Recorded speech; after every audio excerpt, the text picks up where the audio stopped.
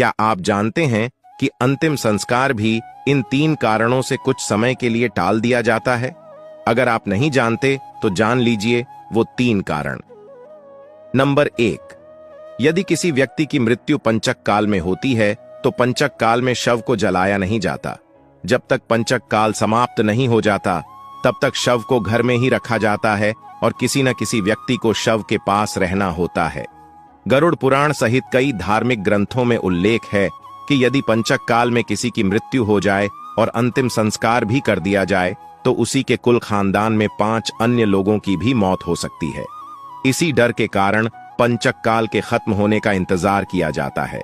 परंतु इसका समाधान भी है कि मृतक के साथ आटे, बेसन या कुशा से बने 5 पुतले अर्थी पर रखकर इन 5 का भी शव की तरह पूर्ण विधि विधान से अंतिम संस्कार किया जाए तो पंचक दोष समाप्त हो जाता है। नंबर 2, सूर्यास्त के आसपास अगर किसी की मृत्यु होती है तो ऐसे में उस मृत व्यक्ति का अंतिम संस्कार अगले दिन सूर्योदय के बाद ही किया जाता है, क्योंकि हिंदू धर्म के अनुसार सूर्यास्त के बाद शव को जलाया नहीं जाता।